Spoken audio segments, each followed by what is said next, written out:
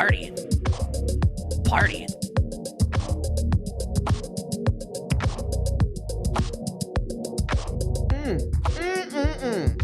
Woo!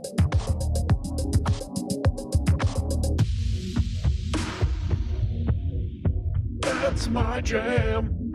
Oh yeah. That's my jam. Gonna have a good time. Welcome to the program, says Rookazoo. Rookazoo! I know you! Rookazoo. Rookazoo. Rookazoo! You know what we do? Rookazoo is in the house tonight. Rookazoo. You know what we do? Ooh, ooh. Ooh, ooh, ooh, ooh, ooh. That one's called Rookazoo. And we like to Partying. Partying. Arun Brown. Arun Brown. very good.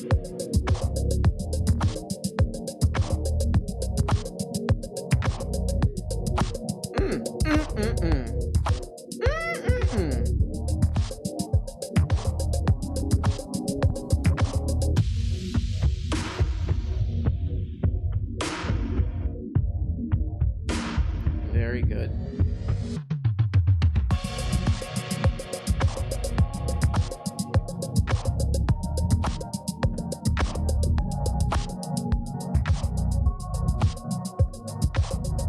Holy moly, guys. Wow. Wow. Wow. Oh my gosh. We got some huge stuff today. I mean, somebody says, I'm skipping Hassan for you. Who said that? I'm skipping Hassan for you, Varia says. Well, I don't think that's a problem because he streams, what, like 40 hours a day somehow? Again, my concern is they're going to have to airlift him out of that apartment, you know? They're going to have to airlift him out. It's going to be one of those My 600-Pound Life things or whatever, where they're going to have to tear the roof of his apartment open and, you know, like a grabber, one of those grabber machines from a helicopter gets him. And they're like, you cannot stream all day. You cannot stream all day, dude. Oh, it's Laura. Party. Laura, you got to get on here, Laura. But oh man, do we have some guests. Oh man, you're not going to believe the guest. Actually, he's been on here before, but he's got some crazy things. He's got some crazy things going on. What is this? Oh God. What is that? Who is that? Guess who's back? Guess who's back? Savoy's back. Already? Really? We're doing this already? Hey, what is up, man? Okay.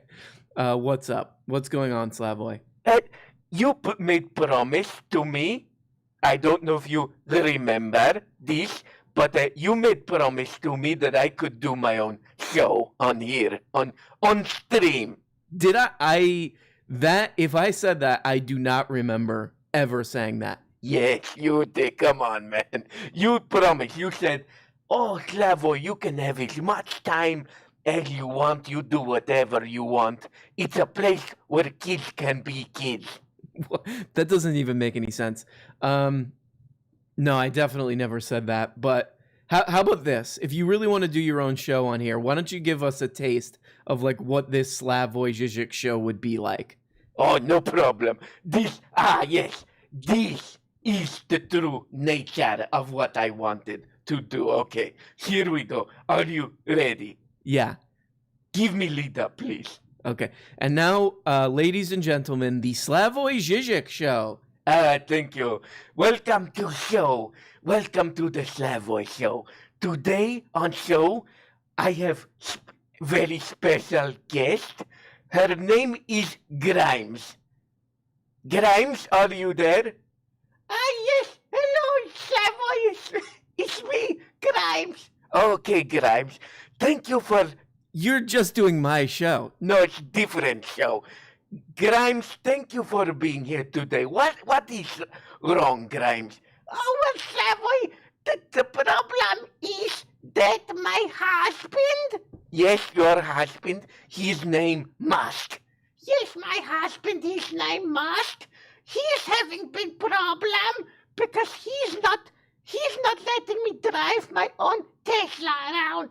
Oh, that's so bad. Slavoj, you're literally just doing my show where I do voices or what. No, this is completely different show. The problem is that you project that you have the best show, when your show is really mediocre at best. No one wants to copy this crap. Okay, Slavoj, come on. That's enough with this stuff. Yes. Okay. Can I continue interview with Grimes? No, it's not even funny. Oh, Savoy, please. I want to continue to... No, come on, that's enough. Ban him. No more of this, man. No more of this kind of stuff.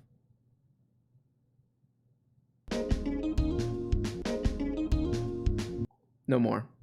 No more. Well, guys, you know what? I'll just announce it now because Colin in the chat is saying something about Jeff Bezos. Jeff Bezos is back. He's coming back on the show. They've been in the, I mean, obviously Amazon is always in the news, but some pretty interesting and wacky things about Amazon. So I wanted him to come on here and kind of like answer to them, you know, if you know what I mean. So he will be on later. All right. If anybody has a problem with that, they can zip it, frankly, because I am not one to put up with any of that crap. We will take a bunch of Discords. But first, let's take a look at, I wanted to show you guys this video really quick. Hold on. We make fun of, obviously Tim Pool is in the kind of in the news because of that Daily Beast thing, and he's whatever. We all know he's a wacky ding dong. But this came up as a recommendation. Tim Pool on Fox News. So let's check this out. Welcome back to Fox News Primetime. We've obtained new images out of Chicago from over the weekend. Please be advised, some may find what we're about to show you graphic. Thousands of young people gathered for a 3-day music festival without masks. Look at them. I mean, you gotta admit that Fox News is fun. It's funny because the headline for this, the little like lower third, says "Young people having fun." Young people having fun sparks COVID fear-mongering. Didn't they hear Joe Biden's dire warning? Well, another way to say this is like a giant crowd. About a second dark winter. Many of those who claim to follow the science became very upset at this sight. They don't like to see people outside having fun. They want you to believe these concert goers are in grave danger. And that might be true. They are in Chicago, after all. Last month, the city saw 105 murders, 3 times the amount of COVID deaths. In Washington, D.C., murders also surpassed COVID deaths by a near 3-to-1 ratio so you in kind July. of get where this is going. Despite these numbers, the media, and he joins me now. Tim, it's good to see you. So that's what this guy sets this up as. He's like, look, they're giving, our audience wants to hear downplaying of COVID stuff, so we give them that. What's the other thing they want to hear? Chicago's bad. So let's get Tim Pool on. Let's get Tim Pool on to peddle this crap. Here we go. Hey, thanks for having me, Ben.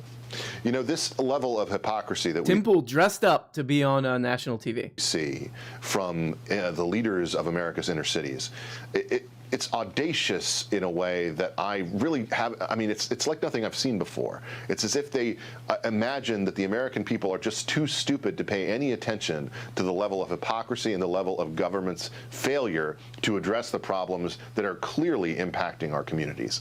What do you think's going on here? I honestly have no idea. You know, having grown up in Chicago, I have personally witnessed the gun violence. I'm wondering why, after my entire life, they've not been able to solve it. They seem to just keep doubling down. But when it comes to the COVID restrictions, this is almost like a non sequitur. Like, does anybody follow this? They're like, oh, you think COVID's bad? Yeah, we shouldn't be paying attention to that. What we should be paying attention to is Chicago gun violence. Like, what? It's like a total non sequitur. I mean, it's quite literally they're just like, oh, our audience wants to hear. They're not a big fan of certain people. They want to hear that they're bad and that they're just shooting each other. I mean, look, I don't think I even need to point this out, but Republicans say blue states. I mean, this is something that's kind of whatever. I mean, a couple clicks. Republicans say blue states have the most crime. Mississippi has the nation's highest crime, has the nation's highest murder rate. So I get to thinking in my brain, like, why, like Mississippi clearly out of control with murder. Why focus on Chicago? I wonder why. I wonder what it is. Wonder what it is. And also they hate like Black Lives Matter protests. I wonder what's what. I can't figure out what Tim Pool might be peddling to his audience here. And this just goes to remind you, okay, just to point out, we're doing journalism here, okay? That he's a moron. Like he's an absolute moron. Like I don't know, like he's so stupid that it's almost like, is he accidentally doing a white nationalist show? Is he accidentally doing a racist show? Like, that's how stupid he is. Like, with Ben Shapiro and all those kind of guys, it's like, you're like, yeah, these are opportunists. Like, these guys are like, they would literally, like, sell their child for if the price was right. But Tim Pool might actually be stupid enough that he, like, accidentally is doing, like, a white nationalist show, you know? I don't know what I was doing. Like, absolutely one of the dumbest idiots. Actually, clip this. If anybody can clip this and somehow send it to Tim Pool, you are a moron. You need to go back home to a family of some kind. Someone needs to take care of you. That's how stupid you are. You moron. You dumb. You idiot. You are too... Party. Or just go and... Party. You have some money. Party. Just, yeah. You are too stupid. You are simply too stupid. That's all I have to say to you. So just saying things we don't already know. Saying crap we don't already know. Are you guys really excited about this amazing appearance that we have today? The second appearance of the great Jeff Bezos will be on the show. Hope everybody's really excited. Are you excited? No. Oh, okay. Yeah, what gets you guys excited? Beat a kid in Walmart. Oh my God. Jeez. Arun Brown. Just to remind everybody, this is the Arun Brown. live stream. Okay? You know who we got to check in, though, really quick? In the Discord. Anybody who's not in Discord, get that ass in Discord. Okay? We are not going to deal with you anymore with this not being in Discord stuff. And on that note, we have one of the greats of our era. Would you agree with that, Pian? Oh, that is very kind to say. Who, me? You're one. Who me? He says, because you were Shapiro there. You were being very second great, the second great of our time, Ben Shapiro, Good. and then next, the great Pian. Because last time you were being very, I would say you were being a little too humble. You were like, I'm an idiot. I ruined the stream. Like you were saying stuff like that. And everyone was like, Pian, we all obviously love you. Please stop with this false modesty crap and cut the crap, right? Yeah, I was really sagging that day. I was sagging him. You were sagging and bagging. Sagging and bagging. Yeah. You were sagging those dipes, right? Till I was toe tagging. You were sagging and you were toe tagging. Correct. That is correct. Well, Pian, I mean, we should remind everybody you're an artist. You make these cool, VHS covers, right? Yep. Can people get those in the link below, by the way? Yeah, just go to the formal film form, just the link below, and then the shop. Okay, good. Top navigation bar. Everybody quit sagging and start buying, right? Yes, please, so I can pay rent. Okay, you like to have a place to live, right? I like to have a place to live. You think you're kind of a fancy nice. guy. You think you're too good to live in the elements. right? I wanna get a addition onto my box. You want to add like an extra wing to your cardboard box home? Yeah, I upgraded to a whole fridge Mm-hmm. box, and you know, I just want a smaller space to really feel at home, you know? Right, right, exactly. You, You want it to be cozy. you know how those rich people have that? Like Yes. sometimes they'll just have that, oh, this room's smaller, even though no one really hangs out in it, but we needed a smaller room to make it more cozy. It's just like, what? It's just, okay. One of my favorite I don't know, you reminded me of this, but one of my favorite jokes is Hannibal Buress has this joke. I can't remember, it's some rapper had a line. Some rapper had a line where he was like, I'm so rich, I got rooms within rooms. And Hannibal Buress is like, dude, that's a closet. You're talking about a closet. So Pian, besides wanting to live in a bigger cardboard box, what? Actually, hold on, Pian, hold that thought, please, okay? Because we got to say thank you to some of these cretins. Yeah. Squid for Hire, Squid for Hire does this thing where he makes it rain with $1 donations. What do you think of that, Pian? Yeah, that's his club. He's at the club right now when you're live. He really is. He really is. This is his version of being at the club. Bart, please Venmo to Squid for Hire, making it rain fund. Okay, so it's like another money laundering thing. Yeah, I'm gonna get busted for this because people are using my super chats as a way to like really like cause sort of do like weird scams and stuff. I don't know how long I'm gonna be allowed to stay on YouTube, to be honest. But anyway, Pian, what do you got for us on the program tonight? I have a couple recommendations of have you heard of the comedian Paul Rust? Paul Rust, that name sounds familiar. He's also in a band called fuck. Now I'm missing on the name right now. It's You're like blanking. 5 words long, yeah. Hmm. Yeah. Don't stop, or I don't know. Hold on. I don't know. Okay. Something like that. All But, right. Anyway, he has this segment. Don't stop or we'll die. Yeah, I think that's what it's called. Okay. And he used to do this segment on the Comedy Bang Bang podcast. I bet you could find clips called New Mhm. No-Nos. Mhm. And one of my favorites is New No-Nos. he's just like New No-Nos because it's who's that guy? Bill Maher. Bill Maher, yeah. So he goes like New No-Nos. So if I'm in a movie theater and I see you texting in front of me, I'm allowed to imagine what the other side of that conversation is like.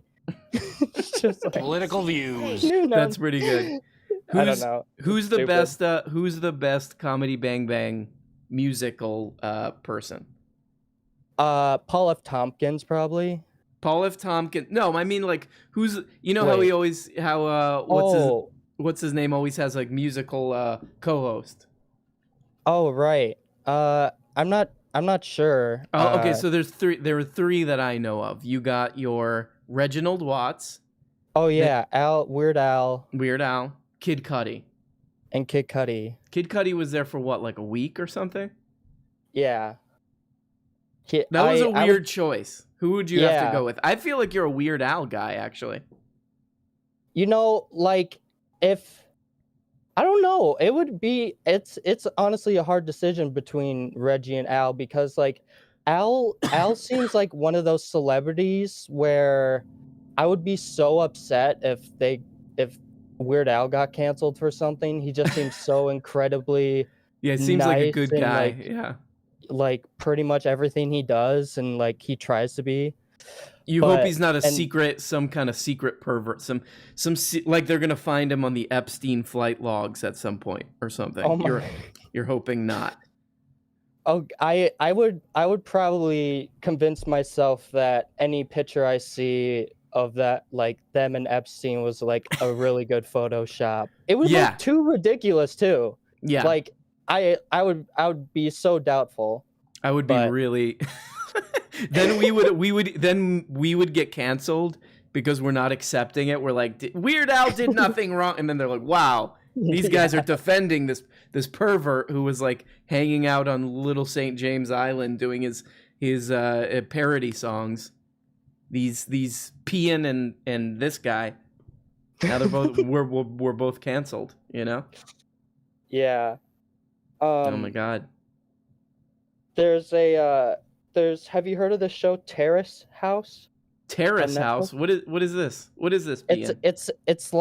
It's a show like The Bachelor, but not like The Bachelor. Mhm. It's like it That's really takes place in weird. Japan, and each season is a different city, Mhm. and it's just a bunch of young adults like start off just like in this big house, Mhm. and they just follow them around as they like meet each other and like converse with each other, and like it'll They're all be like Japanese. little things, yeah, and like it'll be little things just like they'll send each other passive aggressive messages through ketchup on their meals that they make for Mhm. each other. Like they'll all eat together typically, and like they all have jobs, and so like they go out to work and stuff, and they're able to leave whenever they want. They're able to And leave then- whenever they. Wow. Somebody Yeah. somebody in the chat says they love that show. Nothing happens for so long, and it's amazing. So you Yeah, got they some. have You got some people are vouching for you in the chat. Yeah, they have a cast of like people like they'll have like a young like male comedian, like a couple like I'm not sure. I'm sure they're like more famous in Japan, but they'll have like an older woman, like a younger woman, and even a 9-year-old kid, and they're like watching this, like it will cut to them Mhm. and they're watching along with us, and they're commenting on like what's happening, and they'll be like, oh, that's the cutest thing I ever seen, and then like they'll like mock them and stuff sometimes and be like, oh, I think that was a bad decision. Like it's a great show. All right, Pian, I'm gonna check it out. I Yeah. love you. I love you. And everybody, go in the link and get some of Pian's work. All right. Yes, please. Cut the crap. Bye, bye, Pian. Pian's always got some good suggestions. He's always got good suggestions. I like that. He's got good suggestions, or like a crazy story, like that story about how he was trying to throw his dog poop on a construction site, and some guy in a pickup truck pulled in to harass him. He always comes with it. You know, he always brings it. Well, guys, is he right? Is this guy? Is he here? He's in the Discord. Oh my God, guys. I mean, this is probably one of the bigger guests that we've had on the show. We've only had him once before, and I'd just like to give a. Oh, there he goes. Is that him? Is he there? Yeah, I'm here. Hello? Yeah, I'm here. Okay. Ladies and gentlemen, I'd just like to let's give a warm welcome to Jeff Bezos, the I don't know what Amazon guy, I don't know. You call me whatever you want, dude. okay, the Amazon guy, Jeff Bezos. Thank you for joining the show. Yeah, no problem, dude. I wanted to have you on because I was reading the story about how the Amazon drone delivery project is basically wrapping up. In the UK, they, I don't know, fired a bunch of people or something because the Amazon drone delivery program is a failure. Total failure, dude. Total failure. But guess what, bro? What?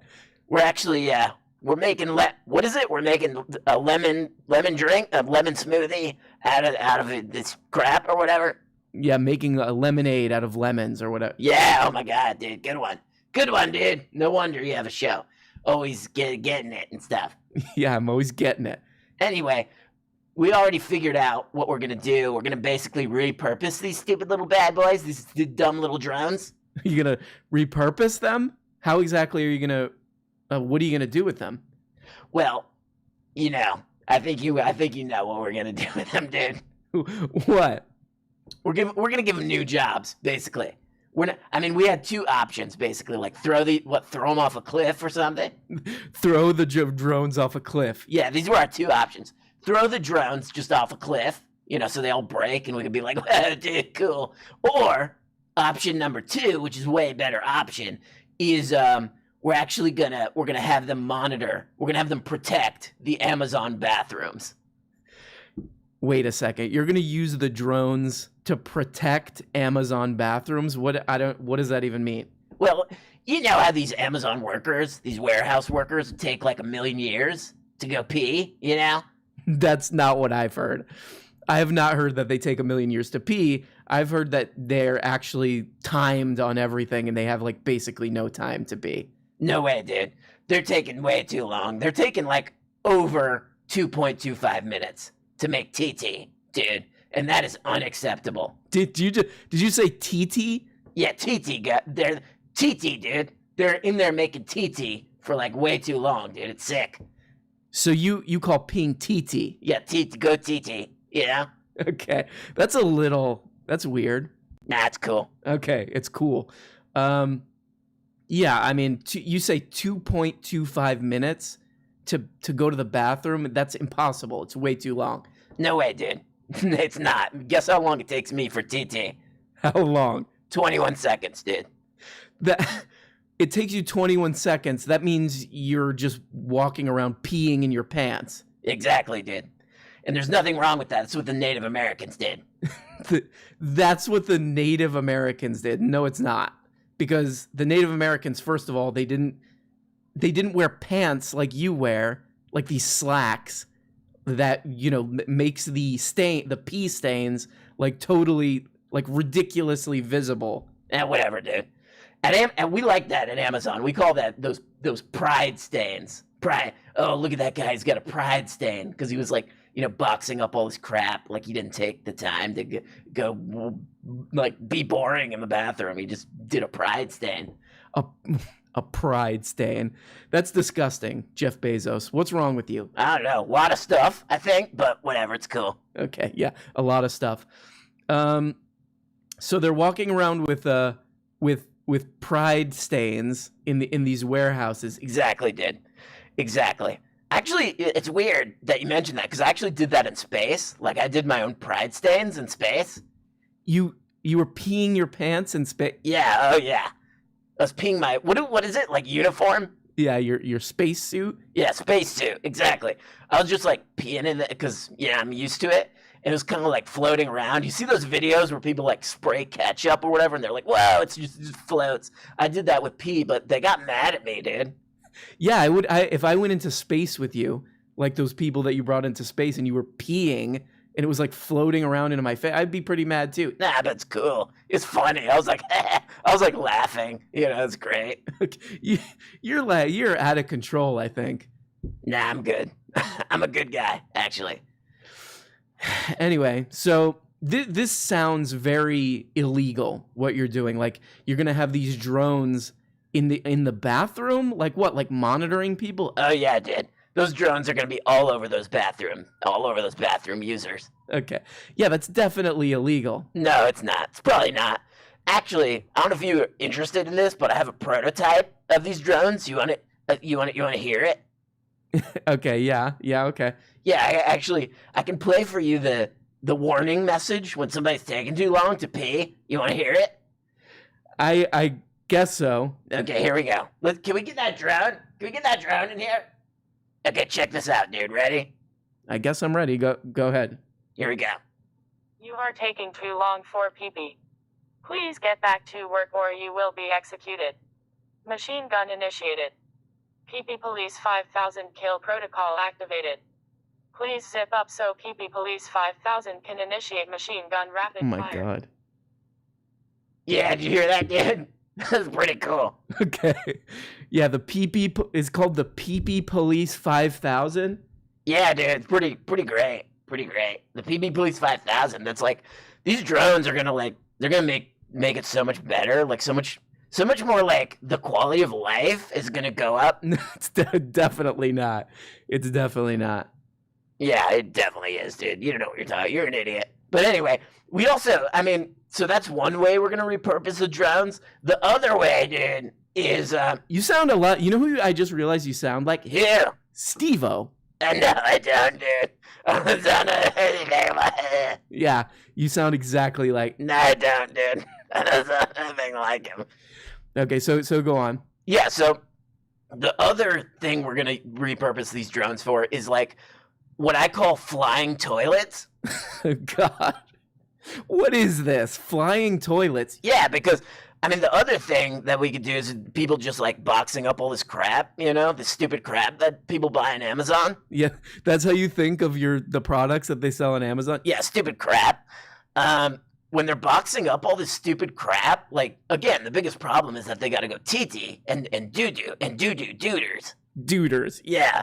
So I was like, what if these drones could just fly around and they could use the drones for a toilet? This is getting really like, we're talking like grade school disgusting. Yeah, it's hilarious, dude. So we repurposed some of the drones so that they could actually be like flying toilets. You want to hear one of their messages? Is it going to be as bad as the last one? Oh yeah, dude. You ready? Okay, go ahead, play it. Amazon PP Drone 7000 initiate. Please make your peeps on me and continue boxing up that crap. Thank you. Amazon PP Drone will now fly to nearby river to initiate PP and poo-poo dump protocol. Error. PP has been dropped in cafeteria area. Please stay clear. Oh, dude. Well, they wasn't supposed to say that last part. That's a different message. Okay. Yeah, again, that's that's disgusting. And B, your voice just keeps sounding more and more like Steve-O. I don't know what you're talking about, dude. Doesn't sound anything like him. Okay. Well, Jeff Bezos, as always, this was a disgusting and disheartening. Disheartening? What? Disheartening, dude. Yeah, disheartening call. Gets worse and worse with you and your company and your space stuff. Whatever, dude. You're a baby. I'm not a baby. Yeah, you're a little crybaby, dude. Every time I come on here, you're like, I'm boring. You know, it's like you make being in space look cool. So you think being in space is lame? Yeah, I don't know. I'm kind of over it already. Okay. Spend all that money and you're already bored with it? Yeah, it's boring. I don't know. I'm kind of like, why did I do that? It's boring. Okay. Can we get him out? Yeah, get him out. Get him out of Discord. There he goes. I don't know why they have to be kicked out so many times. Yeah, just make sure he's... Should we ban him? Hey, dude, still here. Okay. Enough with that. Yeah, now he's fully gone. He's fully gone now. That might have been the worst of the Jeff Bezos interviews. And they're all pretty bad. Gonna use a drone for a toilet. Gonna use a drone for a toilet and gonna shoot people in the back. I don't even know. I don't even really follow the premise, to be honest. I'm gonna be straight up. I don't even follow the premise. Let's talk to in the Discord. Guys, don't forget to join the Discord if you want to join the show. And I gotta say, we now have the winner of the Toilerette. A guy goes by the name Comedian. Comedian, are you there? I'm here. How you doing? Comedian, thank you for joining the program. How are you, and what do you got for us tonight on the show? I'm good. I recently saw a movie last night, and it was awesome. Hi. The Green Knight. Have you heard of it? I have. I've seen the promos for it. Is it any good? Woo! It's very good. I loved it. The Green Knight. Can you give us a quick pitch on why we should stare at this movie? Yeah, why we should all stare at it. So it's basically like a loose adaptation of some poem. It's about King Arthur's nephew, but it's an A24 joint, so it's very like surreal and dreamlike and abstract in the way it tells its narrative. And it's like they took this short little poem and they just made this cool like coming of age kind of fantasy journey, but it's not like what you think of when you think of like, I don't know, people probably think from the trailer, maybe be like, oh, like Lord of the Rings. It's kind of like this cool little trek with the that stuff's there, but it's definitely like deeper than that. Okay. It's kind of it was very cool. And Beautiful film. Some of those A24 movies look pretty good. We got a good look on this movie.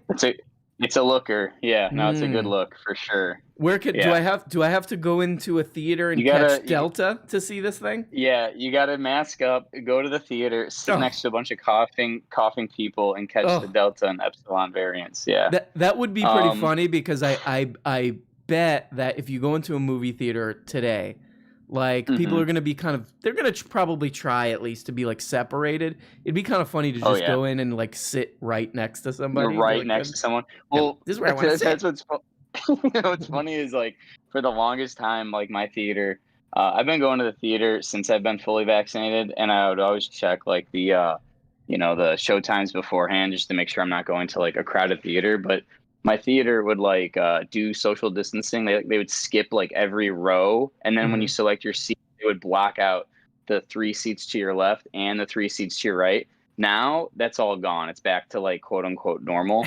So I was like checking the show times for the Green Knight, and I was seeing that it was kind of like getting like filled up. So I sat in like the 3rd or 4th row, like away from like everybody. I had the whole section to myself. Now we're talking. Even if it wasn't a pandemic situation, that would still be nice, right? Right. That's how I roll, anyways. Whenever I go to the theater. I know I've told this story before, but so if you don't like it, sorry, but I'm telling it again. It's okay. My favorite movie experience was, I would say maybe like three. I don't know, like 2/3 of the movie theater was empty, right? And there was just like a group of people, and me and two of my friends went to watch the Hunger Game, like whatever, like the third Hunger Games or whatever. And we were like, I don't know how we decided to do this, but we were like, we're just gonna start clapping at moments where it doesn't really make a lot of sense to clap. And I wish I saw. Yeah, like the first couple times we did it, I could tell people were like, there were some people were kind of annoyed. Like it would just be like nothing would happen. Like they would like finish a scene and they would get on a train and we would be like, but the part where it really popped off was they reveal. I can't. If anybody can tell me which Hunger Games it is, where they reveal her new dress. It's Lenny Kravitz, right? Like Lenny Kravitz gives her this new dress, and they reveal the new dress, and there's like an animation where it's like it burns up, like, and then you see her new dress, and we started clapping. Then everyone else in the theater started clapping too. Like they awesome. went, they went along with it. They were like, "All right, yeah, we'll clap too." It was the best. Dude, that sounds amazing. I wish I was there for that. Yeah, it's like those like Marvel DC movies where everyone starts clapping at like the epic finale or something. You know what I mean? Like I'm sure you've seen those clips of like Endgame. It's like all the superheroes come back to life or whatever, and just the crowd erupts. But yeah, you're just clapping at like someone just finishing a sentence in the first act that has no significance whatsoever. That's great. And maybe coming back to something that we forgot about is maybe if anybody out there watching this stream, you go to the movies, sometime soon, do the clap. This will be a toiletist project. It's a movement. It's a movement. You clap at moments that they do. It has to be a little bit like it actually doesn't make sense to clap, but it kind of like the revealing of the dress is like the perfect thing. Because it's like it's like the movie wants you to maybe clap, but you shouldn't clap, but you clap and then tell us what happens. Do people get annoyed with you? Do people clap along? You tell us. That's great. Yeah. Well, comedian, let me ask you before I let you go. How is being the winner of of our version of the Bachelorette? The Toilerette, how is that going for you? It's great. Yeah. We talk on the reg. We talk daily, and I'm actually planning a trip to visit her in probably October. Oh, that's right around the corner. I know, it's coming up. Got a whole bunch of stuff planned. Yeah. Will you you guys gotta come on and let us know what happens. Okay, will do. All right. All right, comedian. All right. Love you. You're one of the greats, and we will talk to you later. Bye-bye. Bye-bye. Good guy. The toiletist. The toilerette winner. That's crazy. I mean, I would be really kind of that would be an ego boost for me if I beat out, like, what was it, like 12 guys. 12 guys for this the hand of Chippy in romance. Would be pretty interesting. Oh no. Not again. Why can't we fix this problem? Back, guess who? Okay. What do you want now? Well, this really quick. I want to try another shot at the Slavoy show. Okay, last time, then that's it. Okay, here we go. Oh, guess what? On show today, we have the guy who he runs Amazon. Okay, I just did. Okay, his name Bezos. Hi, hello, Jeff Bezos. How are you today? Yes, I'm having a good time. I made pee-pee on a drone. Oh, that's crazy. Seriously, ban him. He's just making fun of the show. There we go. Banned. He's just doing his little version of the show. Anyway, I did want to read a quick story, if you guys haven't heard about this. Because I never do this. I never provide any real information on these shows, but here we go. This came out like a couple days ago. Sewer rats, vaccine-dodging COVID variants found running rampant. Yet another reason to live in New York City. Found running rampant in New York City sewers as, quote, dogs and rats are now being infected. Rats and dogs in New York are infected with new variants of COVID that could dodge vaccines, researchers have found. The startling discovery was made after a team of scientists scoured the Big Apple's sewers looking for coronavirus. They have found 4 variants that are somewhat antibody resistant. Oh my God, this makes me want to do this. Everyone's scared. Everyone's scared. Everyone's scared. Virologists and microbiologists from CUNY's Queens and Queensborough colleges surveyed the sewers, and the COVID mutations were found at 3 different wastewater plants. Ugh, yuck.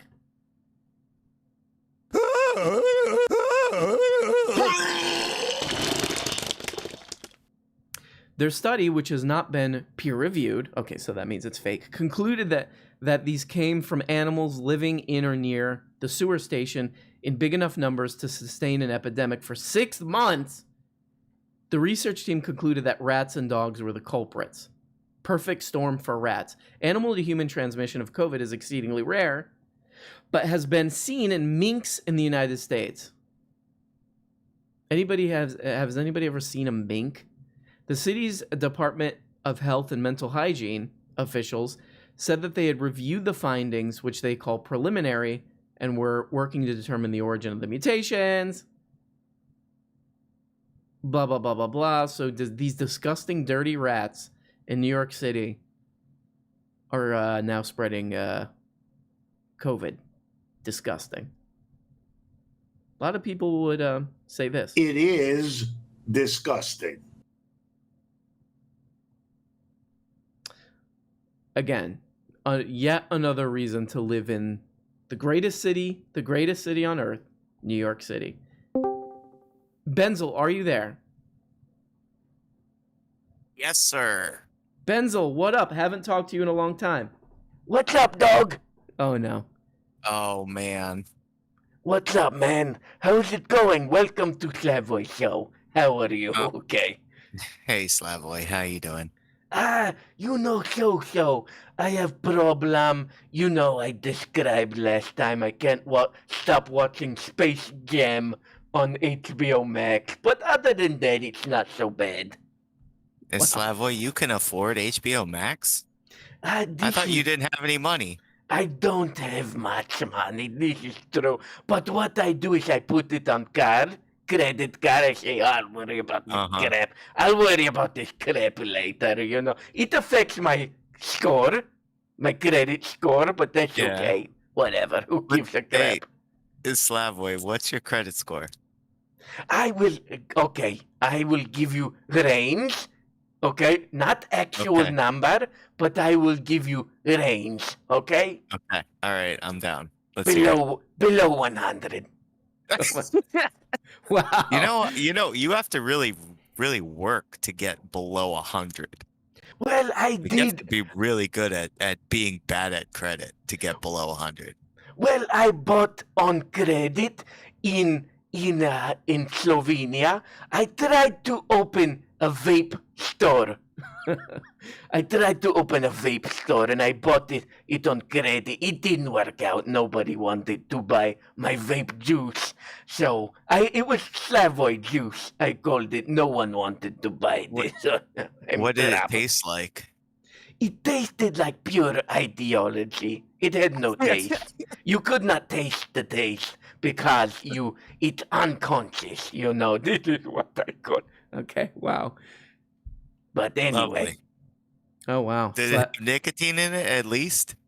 He walked away. He just wandered away. Oh, yeah. Well, he kind of. He does yeah. that. He's like when he's done with his thing, he just kind of. Oh, there he goes. Yeah, he just. Oh yeah, he's probably walking away really fast, eating a hot dog. Actually, yeah, we have here. Where I live. He's staying with me for a couple weeks, by the way. But where I live, how they have ice cream trucks. We actually have hot dog trucks, and he heard the music that they were playing, and he ran over to get one. So kind of crazy. Oh, delicious! Sounds lovely. Yeah. What a guy. Watch on Twitter for a new video of him, a new clip of him fast walking and shoveling dogs into his face. Yeah, I could imagine. Well, Benzel, I'm so sorry to derail you. I'm sure you got something to talk about.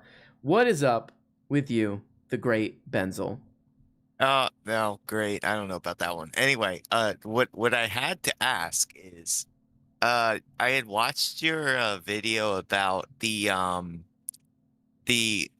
Whitmer, the people who were trying to kidnap the Michigan governor. Yeah, the militia. Yeah, and how like half of them were FBI agents. Mm-hmm. Yeah. And my sort of thought was, because when I first heard this story, this was like months and months ago, right? Mm-hmm. I was like, oh, those guys suck. I hate them. Mm-hmm. But like the way you kind of portrayed the story, I felt a little more sympathetic towards them. It felt more like the FBI was kind of pushing them towards actually doing crimes, right? Whereas sort of the way you portrayed it was like, oh, these guys just want to go into the woods and shoot at cans. And yeah, sure. There's a mix. There's a mix because if you read BuzzFeed did a really you got to hand it for whether or not you like BuzzFeed, the two writers who wrote that story where they kind of really went into the recordings because a guy was wearing a wire and they recorded a bunch of conversations. Those guys are definitely bad guys. Like the militia guys, not all of them. I mean, some of them are just like that kind of guy. Which I described like in that video. Like I live next to one of those guys. Those guys are everywhere, that kind of guy in the United States. Like there were a couple of them that were definitely like severely in need of help, there's one guy, what was his name? His last name's Fox, who he was clearly like an unhinged guy, and he was living in an underground, like a basement of a vacuum store or something. Yeah, and he was like talking a lot of stuff about how he wanted to kidnap the governor and all this stuff. And so it's a mix because they are crazy, but instead of like getting these people help or figuring out a constructive, productive way to solve the problem, what the FBI did was they put in these informants to encourage them to commit these crimes. So it's two bad sides, really. But yeah, I'm sorry. Go ahead. You were saying. Oh no. I like that's really all I kind of wanted to hear was like the thing is that I sort of like the thing is I hear a lot of. I mean, I'm friends with a lot of. I'm not gonna say friends. I'm acquaintances with a lot of weird right wingers who sort of talk a big game in a sense of like that whole Tim Pool-esque Civil War type shit. Mhm. But if worst comes to worst, they ain't doing shit, right? They're not going out there. They're not gonna go out and shoot anyone or anything. They're gonna continue their life like everybody else, right? Like Mhm. as you said in one of your other videos, I don't even remember which one it was. It was like they're all too busy playing Cyberpunk, basically, right? Yeah, Like I think their psychology is actually pretty interesting because I think it's like it's two things. Somebody else was talking about this. I can't remember. I would like to give credit, but somebody was saying like it's partly that they know they're kind of they feel powerless because of because they really don't have a lot of power and like whatever. I mean, you could bring in like Richard Wolff's analysis into this that they don't have power. There's these like big powerful entities that basically control every aspect of their lives and so on, etc. So they kind of like think that if it feels like if they have guns, they feel more powerful, but it's essentially consumerism. I think there's that. The other side of it is I think that there's like a thing in a lot of, I think that this might be a male thing too, is there's a lot of guys who like, they want like like something to die for, like a purpose that they're willing to die for, like which I think is actually like a good instinct in general, but that's like very tied to war. And like a lot of guys need like a war to fight, but they can't connect that to like a like in the words of Stephen Pressfield, like an artistic war, because like doing something creative is a war. It's hard. It's like to do anything productive on your own is like very, very hard, especially when nobody's supporting you, nobody's telling you to do it. But they can't make that jump. They can't figure out something constructive or productive to do, so they default to like wanting to be part of a war. And if you look throughout history, I mean, this is like I'm not comparing them to Hitler, but this is basically a lot of Hitler's followers, and Hitler were these guys who wanted the glory of World War I and blah blah blah blah blah. So like there's that too. But yeah, it's bad. It's very bad, but it's also very like fascinating psychological situation. Yeah, no, like I think I think you're like kind of hitting on like a very interesting sort of facet of American society is that like, a lot of right wingers, in my opinion anyway, is they know there's a problem. Like they feel it in their gut, but they don't exactly know how to attack the problem, right? So like we on the left can completely understand that the problem is capitalism. The problem is people not making enough money, not having health care, not having their college loans or whatever forgiven, blah blah blah blah blah, normal left wing talking points like Bernie Sanders as talking points.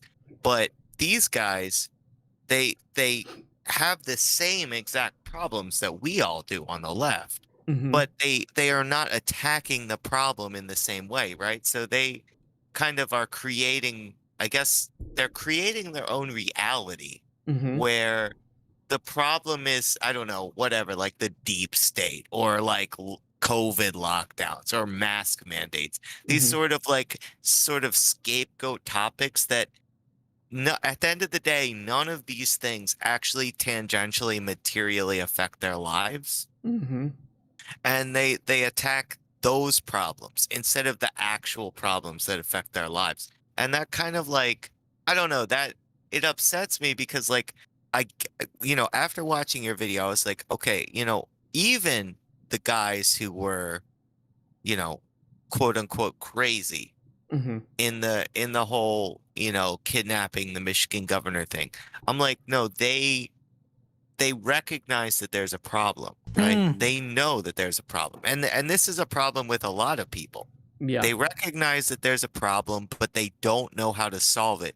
And the thing is that their brain, they get brain worms from sucking up right wing, I don't know, radio talk show garbage, trucker Carlton type crap, Right. they suck that shit down and then they're like, oh, okay, I know who the actual enemy is. It's like, I don't know, John Kerry or something. It's like it's like Hillary Clinton, who hasn't been relevant for almost a decade. It's like, the enemies are the people literally right in front of your face. The people that are funding the people that you listen to, Yeah. right?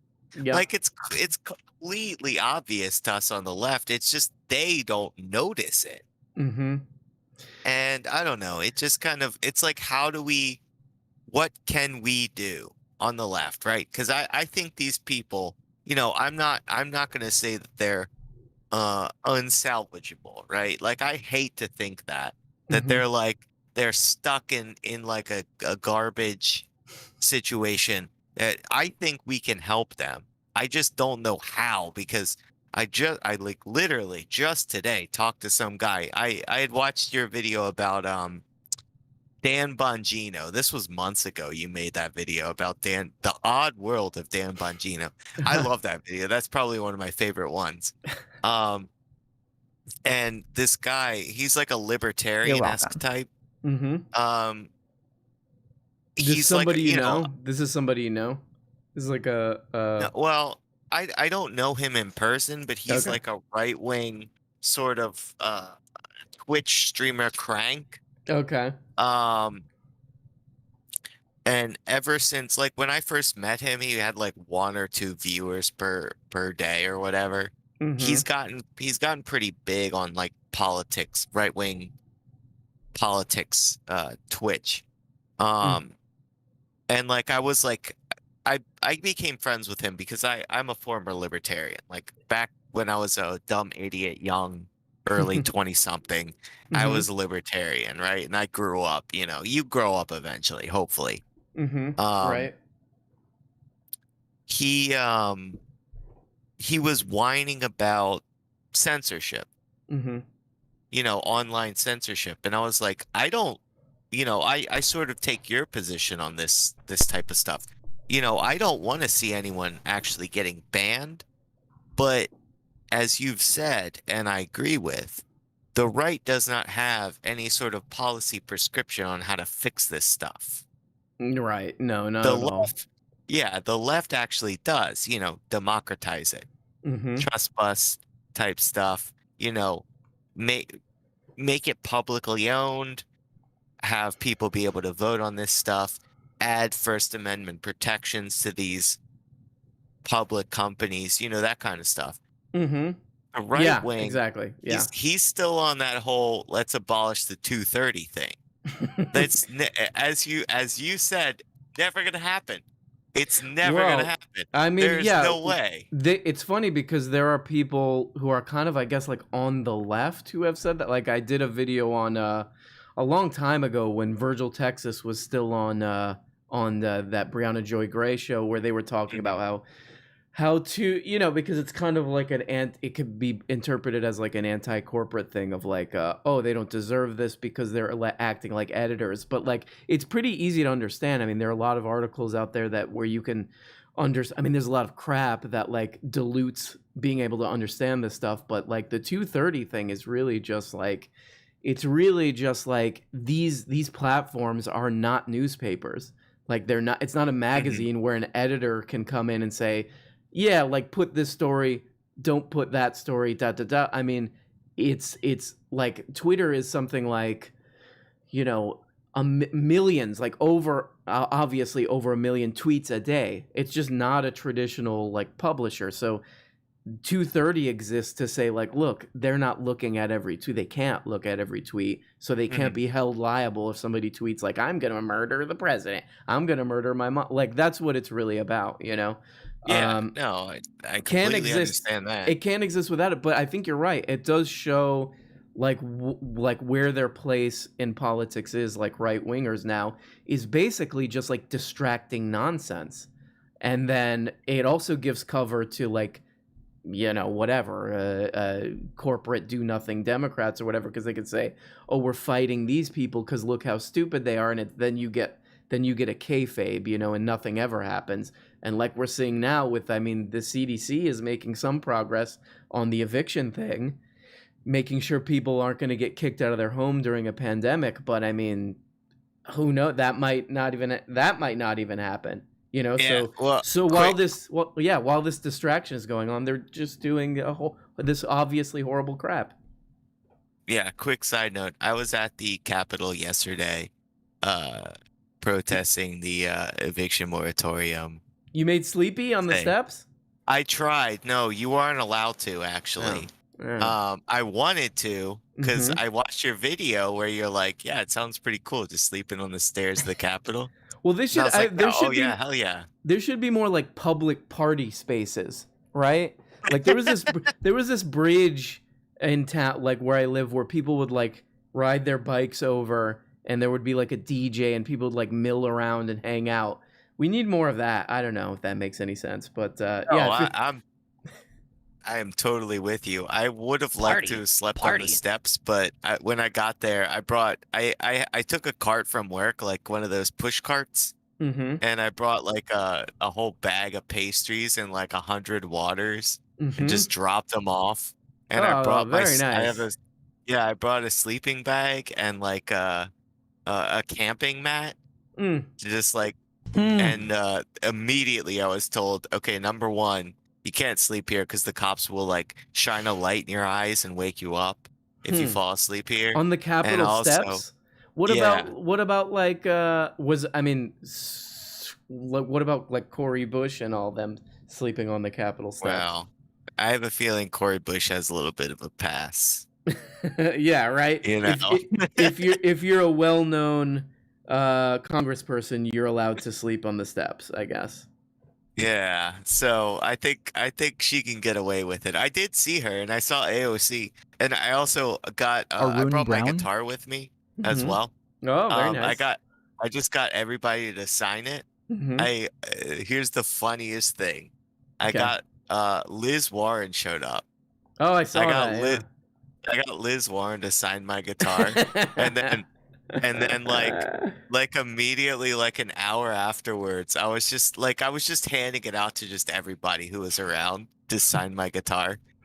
And like there were these like socialist activist types, Mm-hmm. and I showed them. I was like, hey, Liz Warren signed my guitar, and this socialist lady immediately, I was like, you could sign it anywhere. She immediately signed her name right over top Liz's signature. And then like the next Nice. like 3 or 4 people signed over top their signature. So I just have like this giant scribble on the back of my guitar right over Liz's signature.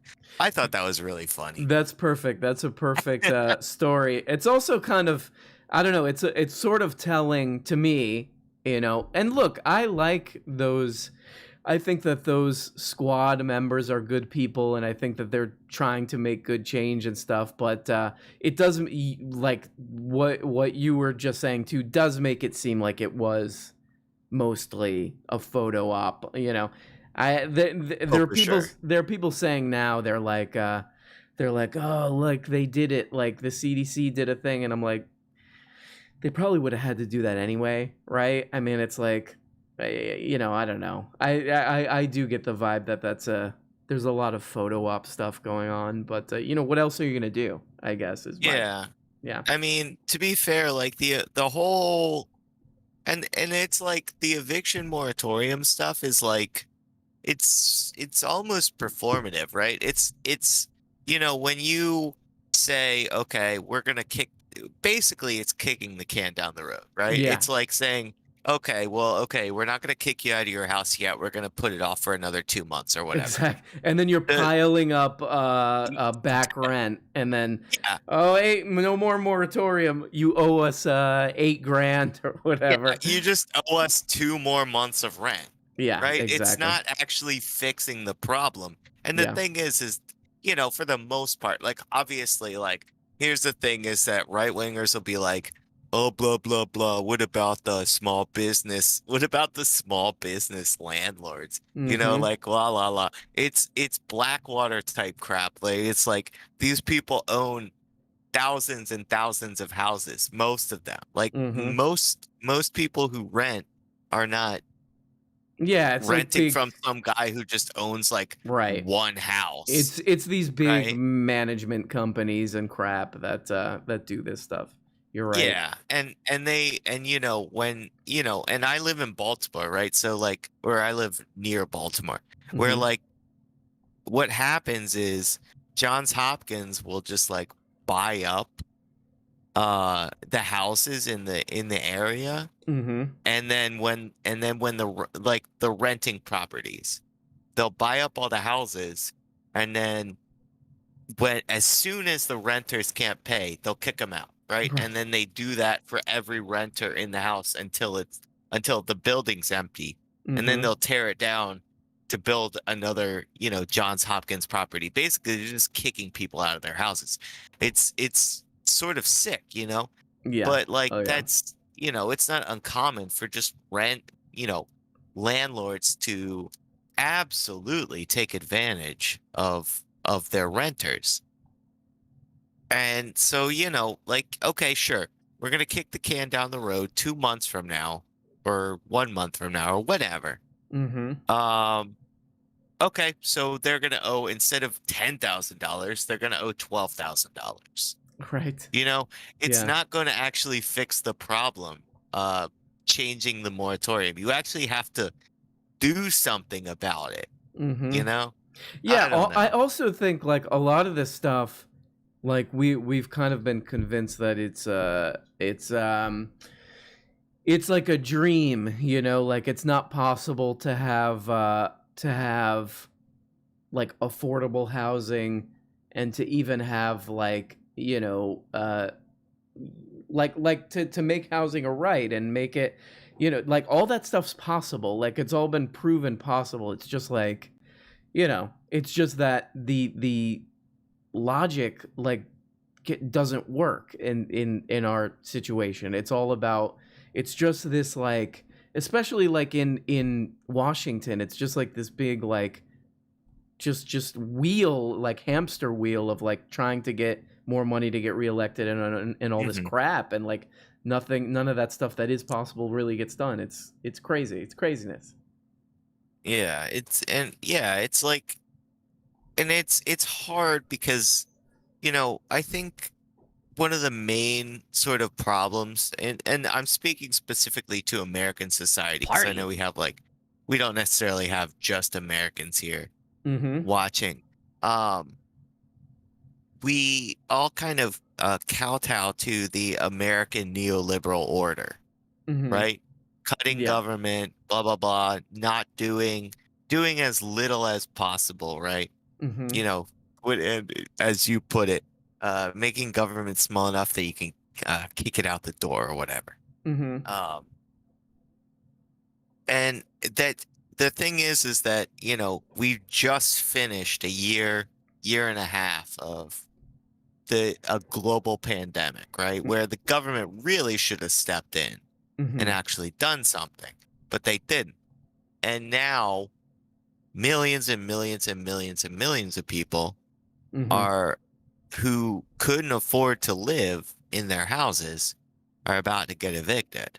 Right. And like, does it really help America for millions of people to be kicked out of their houses, right? Because, No, and like, and look, like I think it's Sam Cedar who says this, but he's talking about like redistribution of money or something, but he says basically like it's not whether or not money gets redistributed, but it's just like in which way. And the thing is, like, we know this because I did this in that video. I talked about it. Was that those like property owners have lobbyists, and they give money to these Congress people. We know that, and we know that influenced their decisions. So look, like you're exactly right. Like it makes no sense to kick a bunch of people out during a pandemic. Just if you're trying to keep the pandemic under control, but they have these people who are like pushing them and giving them a lot of money to persuade them to make sure that they're allowed to kick people out.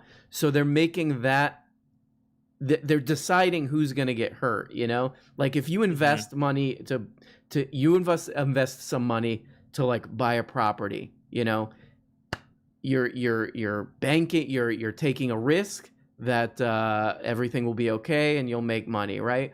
Well, things were not okay, and it might mean you not making enough money, it might mean you losing money, but like you see there's like a decision being made there of who's gonna like win or lose, and we know who is better for like the pandemic and all this crap to win, which would be the renters, so that they stay in a home, if you're just looking at it like a calculation.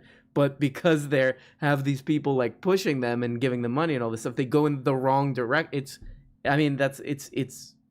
It's bizarre, but it makes a sort of like a weird, brutal sense, to these people. Yeah, and it's sort of scary. It's like like I'm 30 years old. So I'm like Showing about off. 30 or 40 years younger than you. Mm-hmm. I like most of my friends like struggle with rent, Mm-hmm. Yeah. Around here it's just like living in Maryland. Maryland is a very expensive state to live in. Mm-hmm. So you actually have to be making a bit of money in order to just afford to live here. Mm-hmm. And a lot of them are saying, I have no money. Mm-hmm. I have no money. I haven't paid rent. I have no money. And, if I get kicked on the street, you can't just go somewhere else. You can't just rent another place because, failing to pay rent for, almost a year or whatever. It's mostly not a year. They had savings until it all got dried up. Right. Yeah. During COVID. That's pretty common. Yeah. Experience right there is just like, well, I don't want to go be out there spreading and catching a disease and a pandemic. Guess I'll just like drain my savings. Yeah. Pretty common. And then like even still like once things I'm air quoting here, opened back up, Mm-hmm. it was like 50% or whatever allowed to be in a restaurant or whatever. They weren't making nearly as much money as they were before the pandemic, Right. So yeah. the tips just weren't there. Right. They're making essentially minimum wage. Mm-hmm. Basically, maybe a little more if they're lucky, but minimum wage is not enough to live off of. Yeah. No. So they turn to, credit cards or whatever, or just Mm-hmm. literally using the moratorium as a way to stay in their homes. Mm-hmm. And if this thing ends, where are Yeah. these millions of people going to go? It's Like, okay, we're going to have millions of homes Mhm. empty, and we're going to have millions of people on the street. Now, you explain to me, not you. I mean, Yeah. just like the Yeah, general you. Right. Why is this the case that we can have so many people without homes and so many people and so many empty houses at the same time? What is going on, and why does this make sense? Well, here's what could I'm just gonna throw out like a fictional like something that could happen that might be interesting. Is it does happen. I mean, I suggested in one of my videos, and I'm gonna do this, is like if this does really start to like happen, we have to like volunteer. There in every city, in every state, there are organizations that help homeless people and help with people getting evicted and so on. That's like obviously something we should all do. But the other thing I wonder is like it could lead to like mass civil unrest, which is Tim kind Pool of would be weird. very happy with. I'm not going into Tim Pool territory. I'm going into like 2020 summer Black Lives Matter territory, which is like the thing that I think people in those positions of power in Washington are probably most afraid of, because that disrupts business and so on. It's all the things that we know could happen. They really are scared of that. So it all seems like very short-term thinking that you can see what's going on. they get a bunch of money from these property companies. They at least try to like make it look like that's also what I see too, is them like trying to make it look like, yeah, we got your best interest. Maybe, and then maybe they can say, oh no, but look, the CDC did it. There's nothing we could do, but we tried to do your, like, it's all like performative, like fake, even if it goes in the other direction, you know? So, and anyway, Benzel, I'm going to flush you, but I will talk to you more. So come back Monday. We'll talk more about this. Okay. All right. Take care, man. Love you. Love you. Bye. I'm starting to, I feel like I didn't explain that great, but I think the main point is like, yeah, it could lead to a lot of people who get really pissed off and feel like they have nothing to lose. And then you see real protests and real civil unrest, you know, could happen. Shenanigans, thank you for the 5 bones. Thanks for believing in me, RM Brown Heart. It's hard. Bully every empathetic nerd you know to make more art. Love seeing it. Thank you for making it. Yes, guys, it's very hard to keep churning out work, but you gotta do it. And of course, thank you to Squid for Hire for always making it rain. AAA content. Keep it up, Rajasthan Marigold Brownski. That's from Hecatean Sorcerer. I probably said that wrong, but thank you so much, and I love you, and thank you. Somebody in the chat said because there's a monkey in the thumbnail of this live stream, they're like, when is the monkey going to be interviewed? And then now the mods are telling me that there's is this for real? I don't even understand. They're saying there's a monkey on the Discord. Hello, are you there? Yeah, what's up, man? Who is this? I'm a monkey. Okay, you're a monkey. Yeah, they were saying on the Discord that they wanted a monkey to come in and just give his thoughts on things, and here I am. Okay. You have a very familiar voice. Yeah. Yep. And what kind of a monkey are you? Chimpanzee. Okay. You're kind of like an early version of a human. I actually wouldn't put it that way. I would put that you're trying to be a chimpanzee. Oh, I see. Never thought of it that way. Yeah. Very human-centric way to look at it you have, in my opinion. Okay. So that's cool. What's it like to be a monkey? It is... how can I put this? Well, you get to do things that you can't do when you're a human. Like what? I mean, I throw my poop around at people. I would like to do that, actually. I would like to do that. Yeah. You're probably glad. I mean, Joe Rogan's always going on about monkeys. Kind of weird that he's got all that money and power and he's never actually, had a monkey on. Yeah, I know.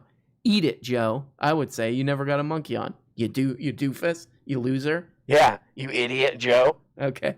Well, monkey, thanks for coming on. Okay, that's it. Yeah, you're a little boring. Yeah, I know. I mean, I spend most of my time just kind of staring off into the distance, you know? Yeah, animals do that.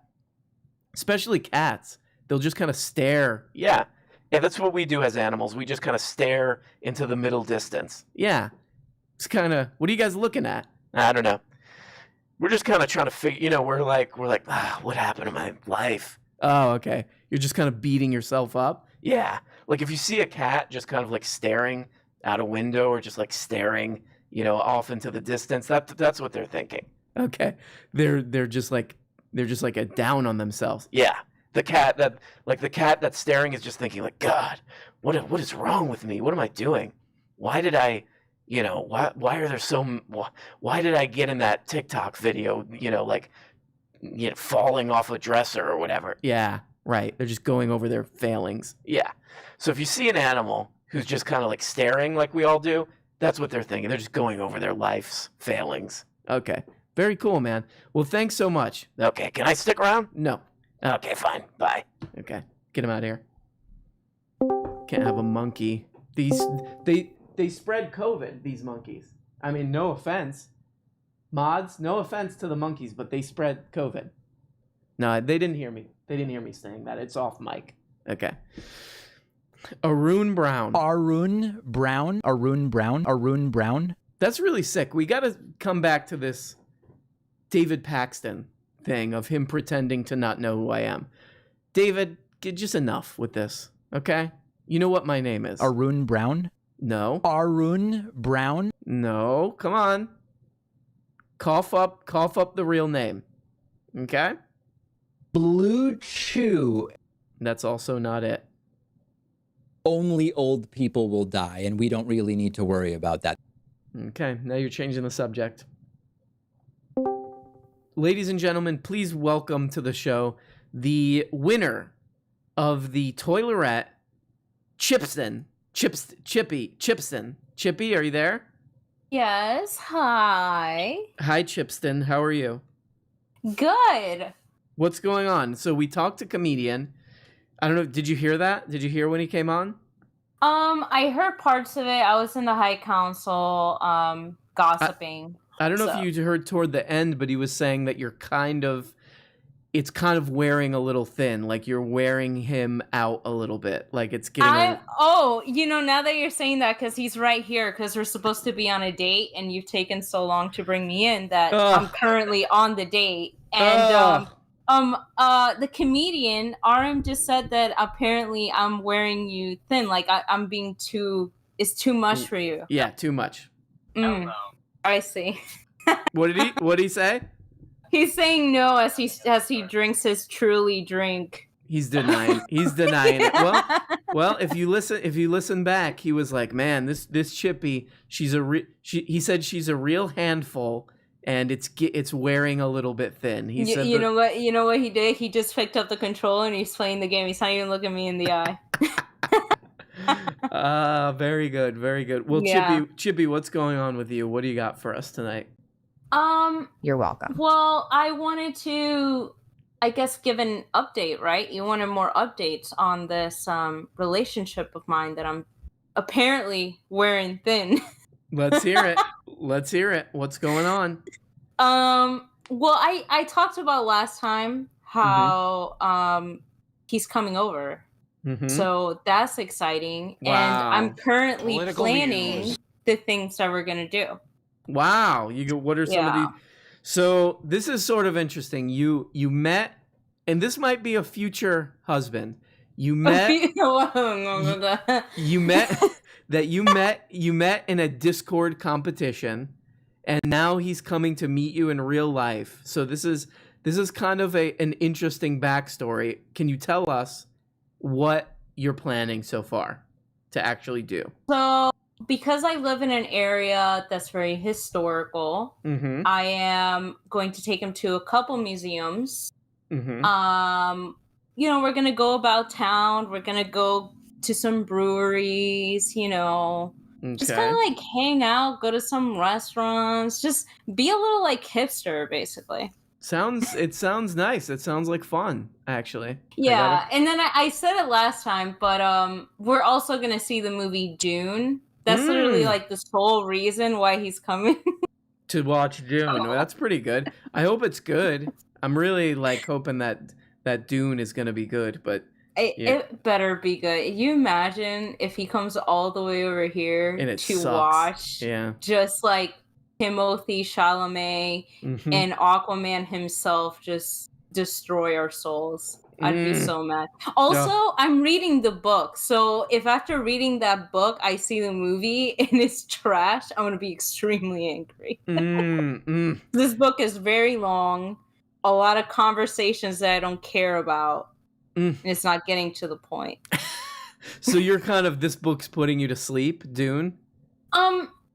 Yeah, but also, okay, I don't know how to feel about this, but like I feel like it's a good thing because this helps like nerds learn about politics also, because the book is technically about imperialism, and I think the movie Dune is kind of a take on that, where they go on this planet where they have this spice and this like group of like royal family or government or whatever.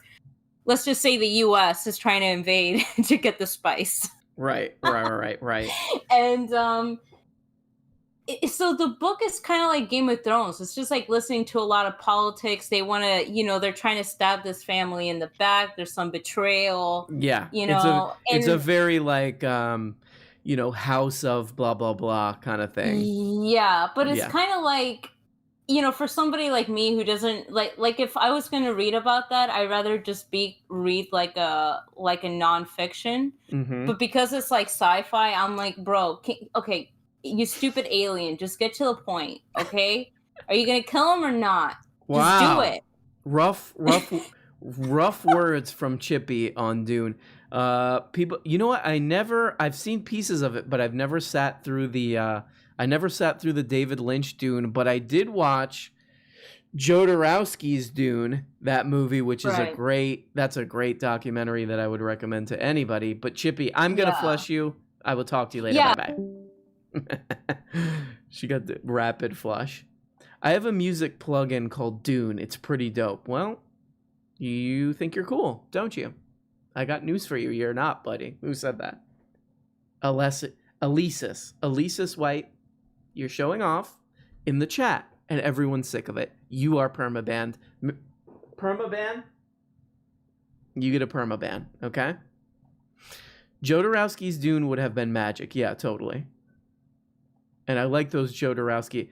I wonder if it would have been like Holy Mountain kind of thing, you know? And of course we got in the chat a fake version of the comedian, the winner of our Bachelorette. We got a fake comedian. Really sick stuff, man. Really problematic.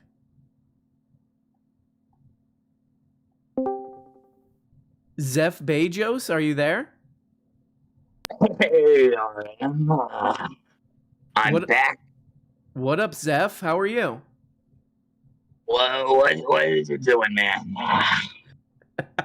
This is Richard Nixon, actually. This is a fake. No, Rich, he stepped out for the night, and by that I mean I taped him up after he gave me water. Okay. So who are you? You're. I crashed in the woods. This week after I got back from Saturn. Jeff sent me out there to check out the place after we bought it, but it's kind of a dump. Not gonna lie. Like, are you like an alternate? There's already a bunch of ammonia out there. I mean, we don't need to put more piss factories out there, you know? Oh my God. Are you like an alternate world Jeff Bezos?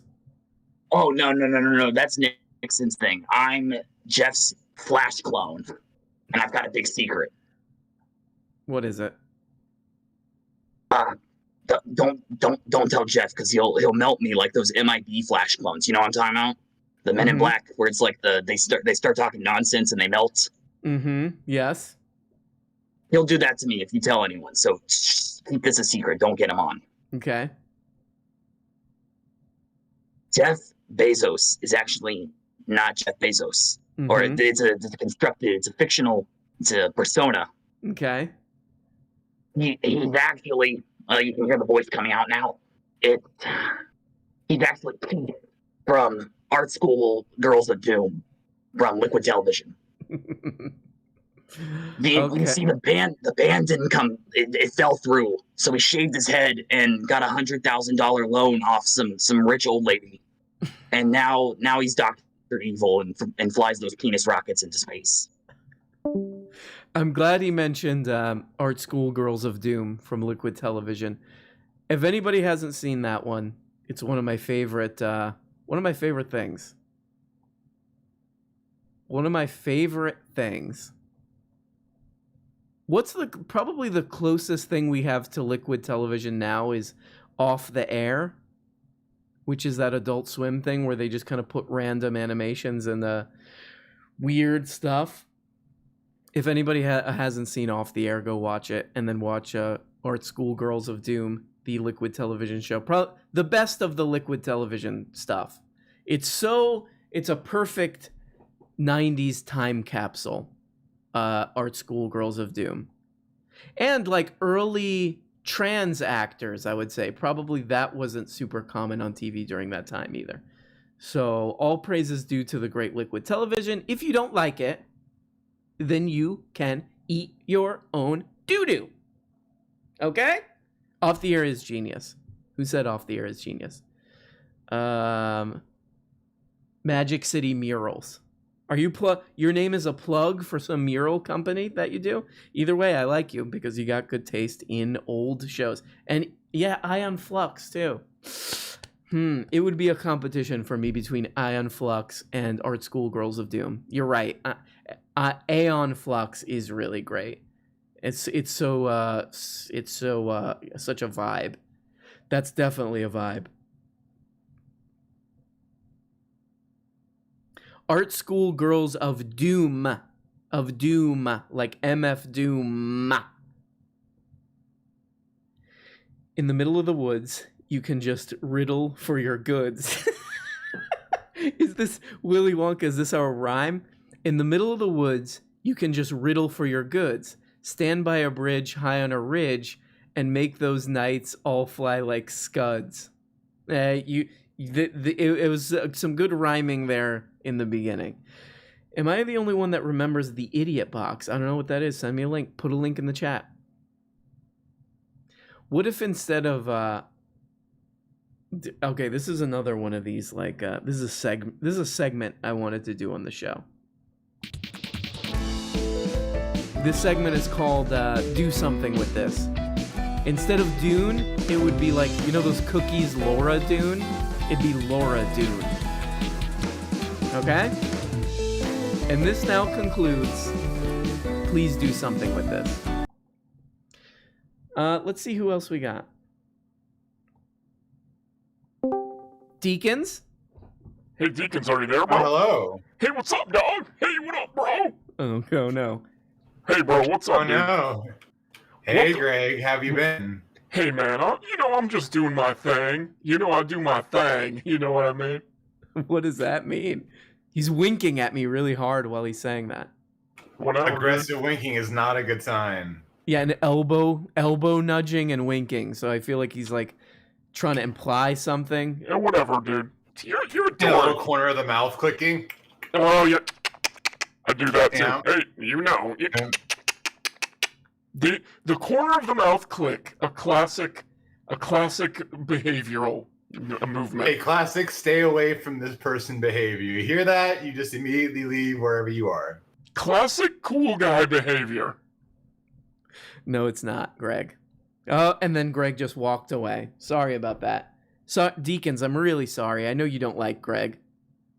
No, it's fine. I understand you've got a whole menagerie of contributors to the program, and if we love you, we must love the rest of them as well. You are forced to behold them, right? We have no choice. It's sort of like being in some kind of an abusive family or something. You're like, well, I don't know. You know, I'm a kid. I don't know where else I'm gonna live. It's that kind of thing, you know.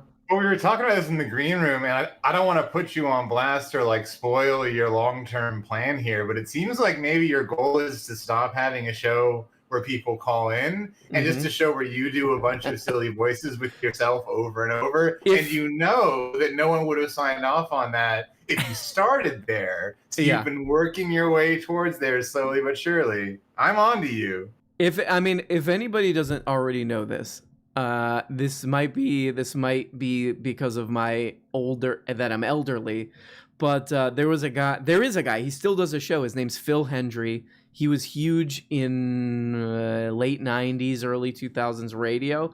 He does exactly what you're describing. He has these characters, and his thing was that he was a troll. So he would do voices, and he would use like a telephone, so it would sound like someone's on the telephone, and he would do stuff like he had a character that was like a citizen's police officer, basically. And so this character would call in and be like, yeah, I'm going to be stopping kids in the local area to inspect their like basically making it like that he was a pervert who was like grabbing kids. And people would call in this radio show furious. They would be like, if you touch my kid, like they thought it was a real person.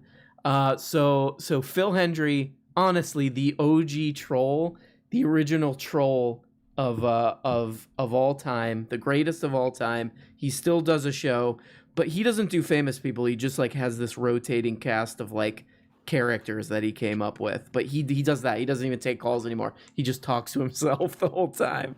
So and that's where you're gonna make your brand different, because you're gonna have Zizek, and you're gonna have Pepino, and you're gonna have Jeff Brazzers, and you're gonna have Greg. So you're gonna have your whole cavalcade of celebrity personalities. Exactly.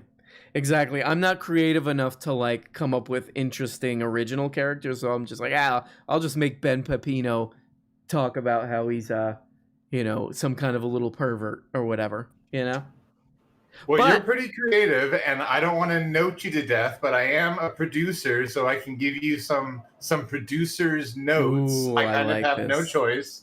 I like And this. So, I'm going to lead with the good things, right? You want to have a compliment sandwich. You've been doing a very good job lately bringing back both excellent old drops like the Scooby-Doo scrambling noise and Lock the Gates. These are very good drops. You're keeping them around. I but hear you're also about- bringing in these hot new drops from Tim the Pool Man, like Party. We love that drop. The whole community does. Party. I feel a butt coming on. Here we go. Well, I Bracing mean- myself.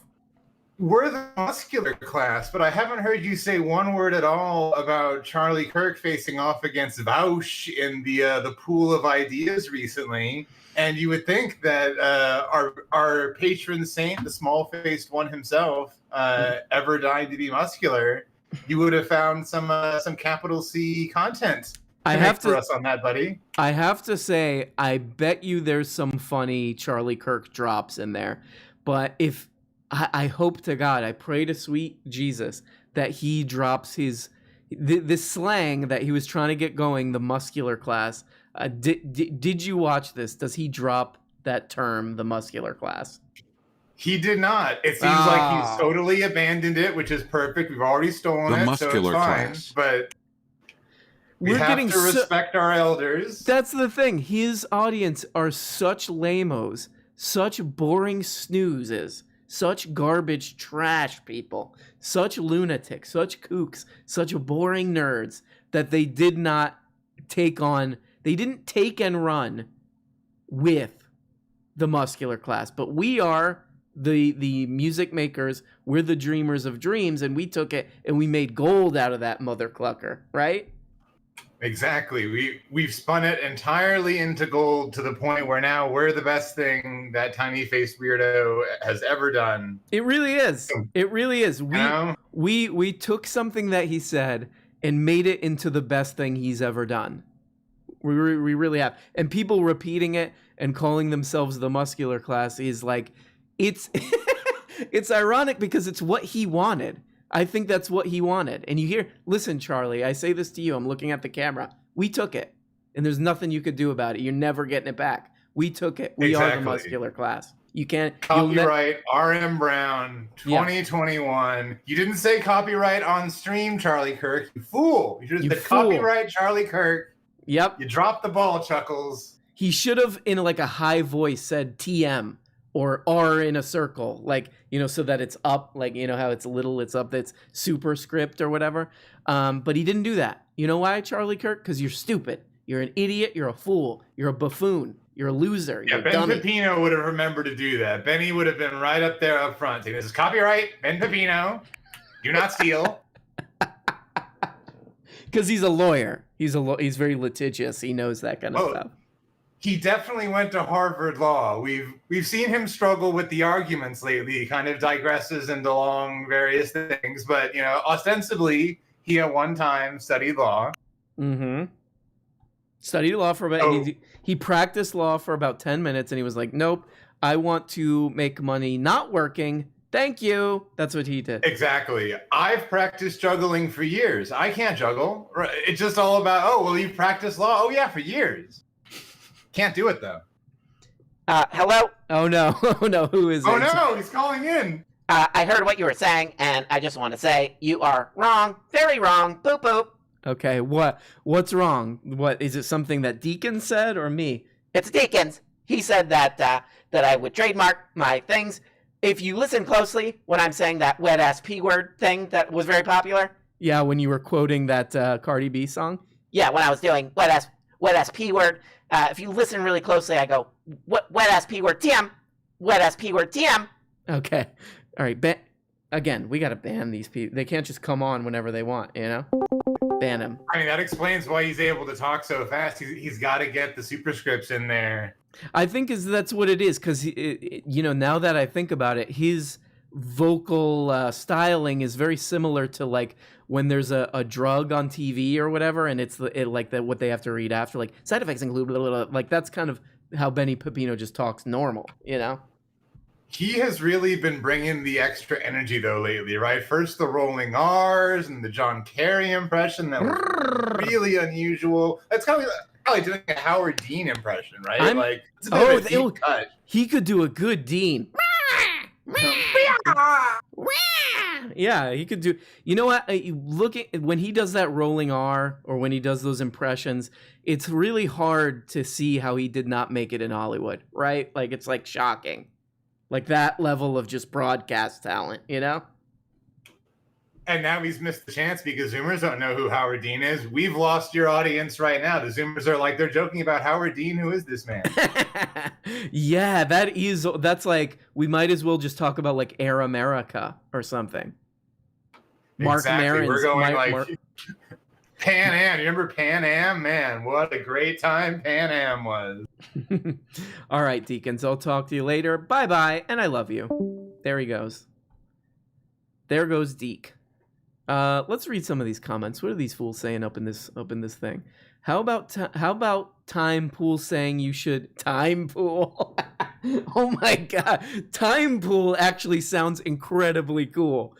Time Pool is almost like the closet in 11/22/63. You go in a time pool. I jumped in this pool, and when I got out of the pool, you know, I was in the 1920s. Time pool. I want to write that down. I got to take that. That's going to be a short in my short story collection. Time pool. But you're in your bathing suit. You're in the 20s or whatever, but you're in your bathing suit, and they're like, "That's very revealing," you know, or whatever they would say in the 20s. Long stream tonight. Shenanigan says, long stream tonight. I mean, look, I'll be honest. Toward the last 30 minutes of these 2 hours, I usually start to like kind of lose my mind and have no idea what I'm talking about. That's the thing with like John Lurie said this in his painting show, where he's like, it is sociopathic to be able to just talk into a camera for really long, and he's right. So these you streamers out there, not going to name any names, Hassan Piker, but just talking for all day into the camera, you are losing your mind. You are losing it. Okay? And for me saying that, you're welcome, because you need to hear it. Okay? I feel like I like Hassan Piker.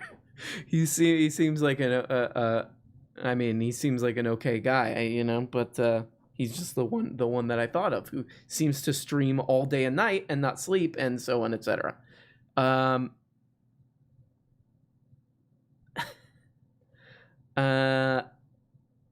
Time pool. Time pool is nearby the beach that makes you old. The beach that makes you old. Time pool. Who wrote that, by the way, so I could say sorry for making fun of it? If anybody can scroll up. I mean, it was a good faith, you know, the type of typo that I do all the time, but you invented a perfect thing. Time pool.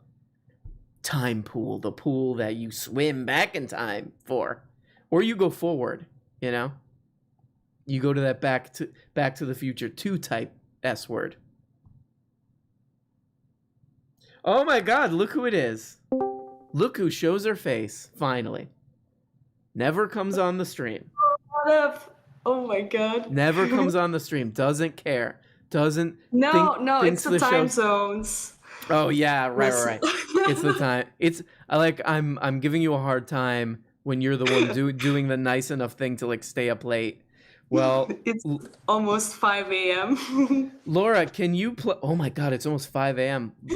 Why don't you just go to sleep? Let's skip this whole conversation and you just go to sleep. Because I don't know. I have some stories for you. I have two. Well, can I ask you So first? it's an either or. Yeah. Before go you go on, do you want to plug your Instagram? Because I think you're a pretty good Instagrammer. Thank you. My Instagram is VARYW.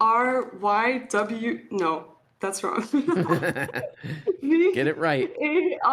VARY.A. Varia with a dot before the last A. VARY.A. Yeah, that's All right. it. Cool. Yeah, I like what you do on there. But anyway, go ahead. What do you have for us, Laura? Okay, so I have two stories, and you need to pick one. Yes. I'm gonna give some keywords. One is about accidental cannibalism, and another is about pooping and a wedding. Oh my God, these are both. This is a hard one. Let's do the cannibalism one. Okay, so that's a little bit of a longer one. So Okay, then I'm gonna let's try do to the poop. I take it back. Let's do the poop one. Okay, Do the okay. poop one. So when I was little, Mhm. I grew up in a house that my dad built. Mhm. And if you know something about people who built houses without knowing architecture, they build houses like in Minecraft, you know? It's just a box with a lot of the same windows. Mhm. And so the case was that we had a bathroom with a huge window, and I was taking a dookie there when I was a little kid. Mhm. And some people got married in their driveway across the window. And I looked at them, and I was so happy for them, and I waved at the bride, and she waved back. And you were mid Duke when you were I was waving. kidding. I was Yeah. like fully pads to the ankle. This is And a I didn't even this is a I didn't even perfect realize. this is a perfect story. And they'll never know. They'll never know. No, they knew. It was a full-size window, so they saw. Whoa, wait, that's so crazy. Because I don't know why, but I was picturing that they just saw your face but they saw the whole dookie going on. Yeah. Oh Yeah, because my all the God. windows were like the same size because my dad didn't know what to do with the bathroom window. Oh my God. Yeah, and we didn't even have like curtains or anything, just, you know. Somebody exactly. So Randy Stormdragon says brown wedding.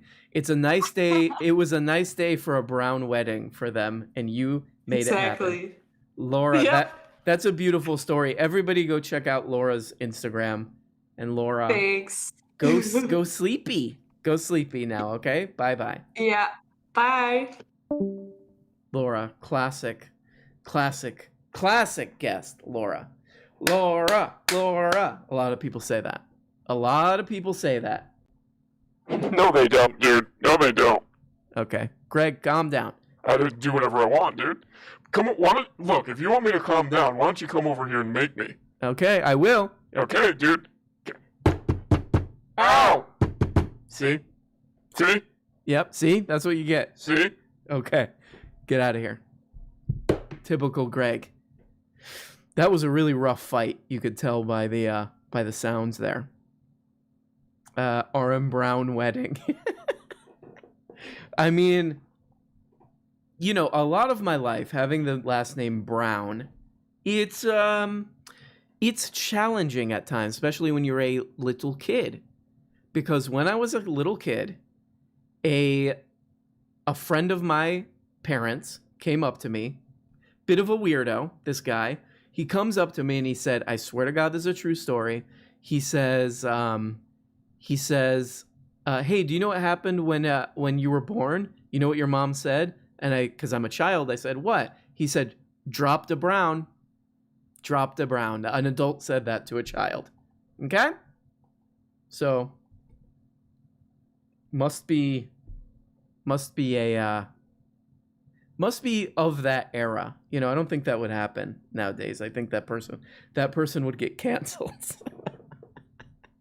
That person would get immediately canceled and in big trouble. Squid for Hire, making it like really making this show possible with super chats. You know, I owe you one, Squid for Hire. I do think that you are using this super chat for some kind of a money laundering scam, but I will still say a thank you and $2.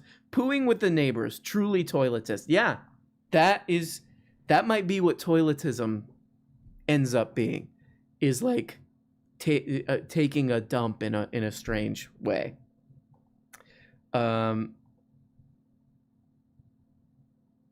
I know who we gotta talk to. G.I. Joker, are you there? Hey, brother, how you doing? What up, dude? What up, bro? Yo, Greg. Hey, I haven't talked to you yet. I was gonna talk about your guest appearance on the late night show that we were planning. Oh, hell yeah. You and Jimmy Fallon, you know? I gotta move you up from this RM Brown guy. I mean, you got way more talent than this RM Brown host guy. Wait a second. You're gonna get Greg on Jimmy Fallon's show? Yeah, man. I actually had a reach out from Jimmy Fallon's producers for this. Oh, they've been wanting to get Greg on since Jay Leno. All right. Oh, wow. So amazing. Like, Greg is sort of the breakout of this show. That's so a little bit. I wonder. So Greg barely ever is on this show, but somehow interesting. But he gets picked. Interesting. Yeah, I know, right? Hey, RM, check your Discord real quick and see what I'm doing right now. You could hover over my thing and see what I'm doing right now. Let me see. What are you doing? Oh my God! Put your clothes back on, dude. Oh, darn it! Oh, you found out. You're a bad boy. You found out I play Sub Rosa naked. Oh, okay. So you've been playing Sub Rosa. You've been talking about this game for a while. You want people to play Sub Rosa, and my idea was I wanted to do like a really long stream. Like, I bet this would be a nightmare, and I feel like it's like a bad idea. But I want to do like an all day stream of just playing this game. Oh yeah, it would be an absolute nightmare, but it'd be fun. I think it'd be fun. All right, so you're playing it right now. I'm playing it right now. I'm getting my ass handed to me. I'm right now playing in the open world version of so there's like 3 modes, right? Mm-hmm. There's world mode where you get to basically spawn in, and it's like I don't know, it's like Minecraft or some shit. You get to like basically run around and join a company and do jobs and kill people and be ruthless capitalists. It looks like this game Sub Rosa looks like a cross between Grand Theft Auto and Minecraft to me. It really is. Okay. But more like Reservoir Dogs / like Pulp Fiction. Like you got all the mullets and stuff. Okay. All right. So the characters are looking kind of cool. All right. You could be like Charlie Kirk and I live like a capitalist every day, chink. And be like that. Yeah. You could do that. Or you could play Eliminator, which Mhm. used to be called Terminator, but it's basically there's like one dude that is invincible to kill, and you have to outlast him, and he'll track you down across the map, you and the rest of the survivors.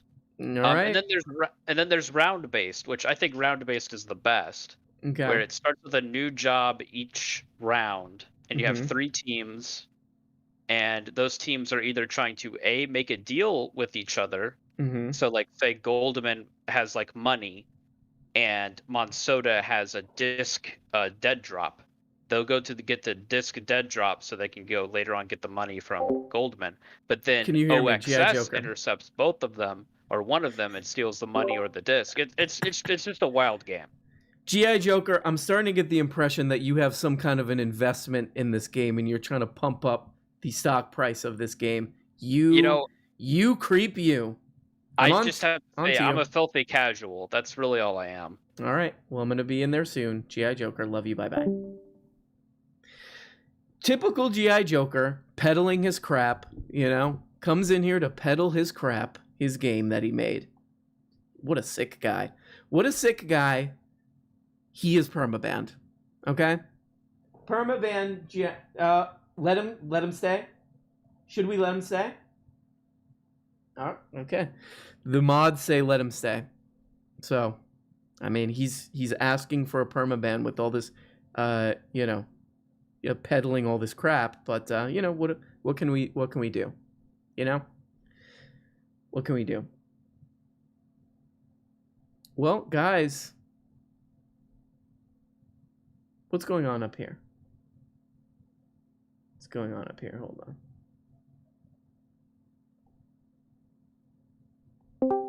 Rukazoo, are you there?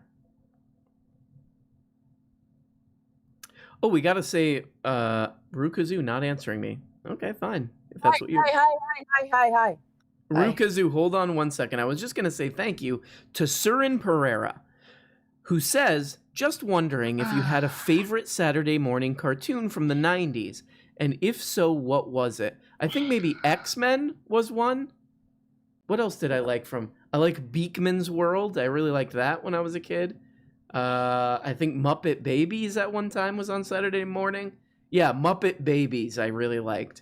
I don't know why. I don't know what was going on in that show. They were Muppets, but they were babies, I think. So there you go. Hi, Rukazoo. Thank you so much for joining the program. I'm really happy to have you here. You already seem a little over it. You're a little over it. You're a little annoyed. You've had it with the bull. Oh, Arun Brown. Yes. Arun Brown? Who Kazoo? Arun Kazoo. Arun Brown? Yes. I like that. I'm a little high. Don't you are. Don't call, you're in trouble. You're in trouble. What are you high on? You smoked a doink. What are you high on? You blazed I'm a high on doink. life. I'm high on Jesus Christ. You blazed a doink. Be honest with us. No, I'm on meth, dude. That's what I'm on. That would be pretty. That'd be interesting if you were on meth. I'd be into it. There was somebody. One of the mods told me somebody was doing heroin on a live stream in the Discord, which I was like, my main thing. Yeah, my main thing was why did we not get that on the show? Because I feel like that would have gotten some clicks. No. Right. Okay.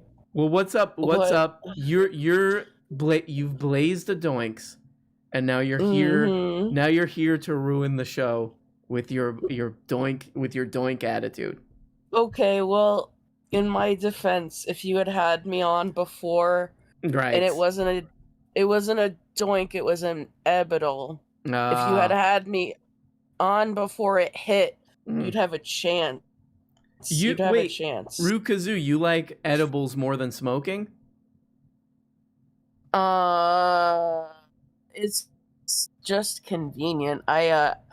Listen, I've smoked many times. Mm-hmm. No offense, I don't want to sound like some kind of stoner loser, but every single time I cough, like it's my first time, like I'm a little baby boy. So Ebidol's convenient for my baby boy little 1 inch long lungs, my little infant lungs. I see. Okay, so edibles are just they go down easier. They go down easy. I do have to wait 2 hours though. What are you gonna do? What are you gonna do to enjoy your edible high that you're experiencing? What are you gonna do? I'm gonna call RM Brown. Woo! Woo! Woo! Oh, Reginald, look at me. Okay. Look at me. All right. Okay. I called to talk about some toiletist film. Okay, let's hear it. A film.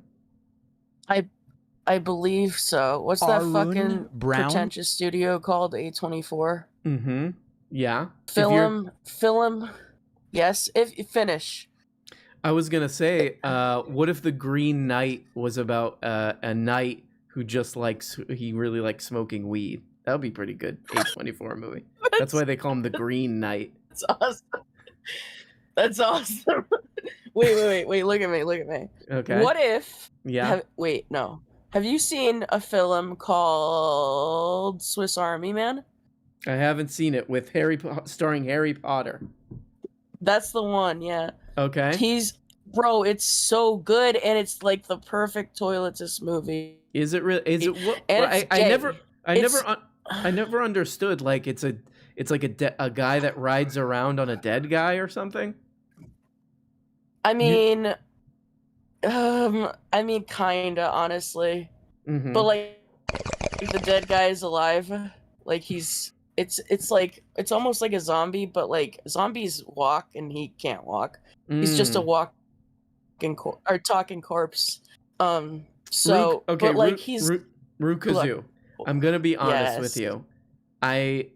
I'm gonna be totally. I believe in honesty, radical honesty. Say the word. Say the word. I don't think I'm gonna watch Swiss Army Man. Something about Look that. at me. Okay. Wait. Go ahead. Say it. No. Tell me why. Tell me why, and then look at me. No, look at me while you're telling me why. Okay. I'll look into the camera. All right. Thank you. The trailer always, from when it came out, struck me a bit as they were trying to make a fancy, quirky movie, and no, it's not. It's just not. It's not for me. That's the feeling I got. Fancy. Look, fancy. I could be wrong, Rukazu, but immediately I got turned off by the trailer. But I do trust you. The fanciness of the farting corpse.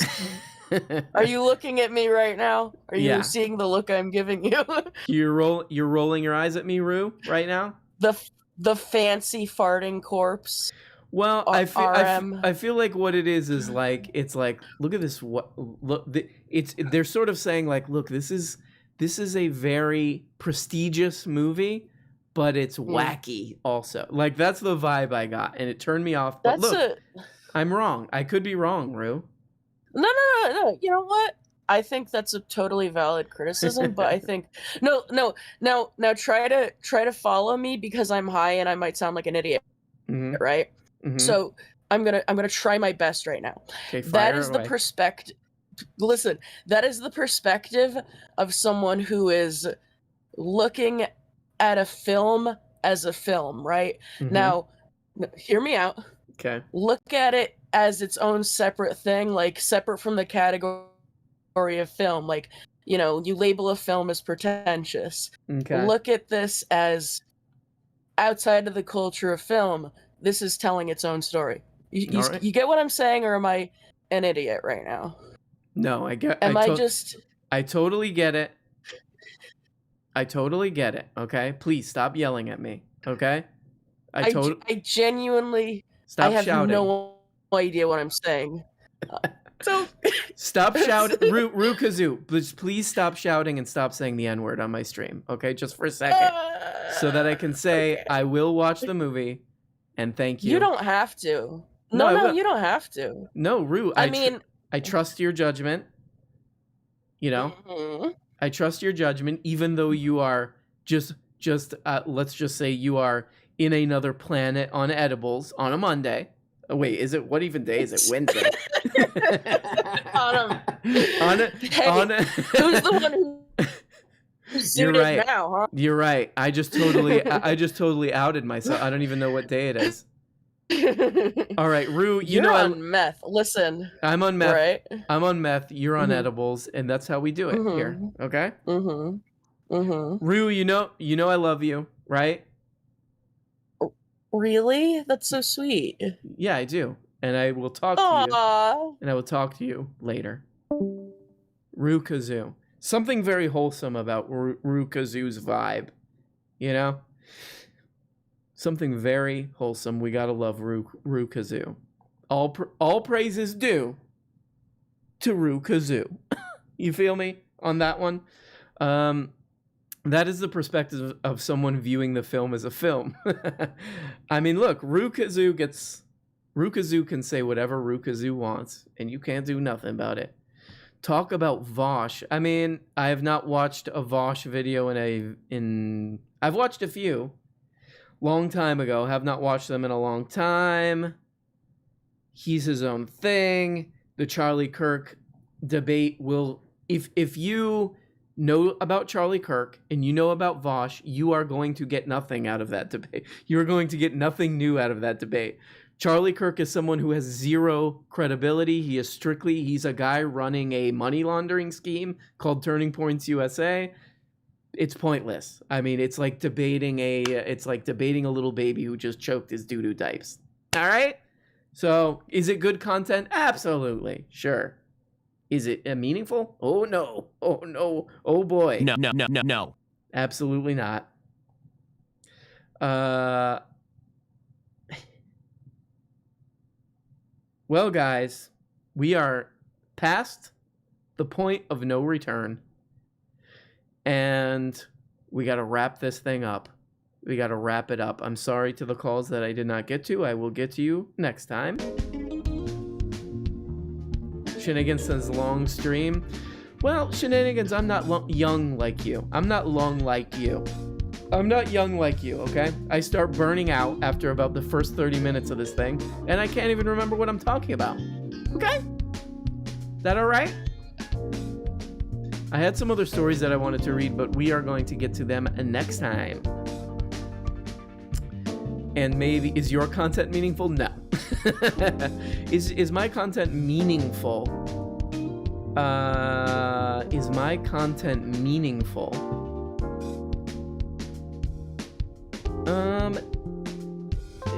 I mean, all content is meaningful or not meaningful, depending on who's watching it. I gave TPUSA 1/3 of my income until I saw that debate. Oh! So it did work for you. Oh my god. It did work for you. It is 10:08. It's guys, thank you so much for joining my party.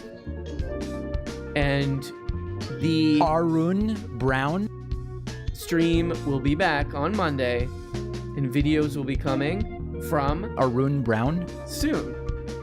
I love you all.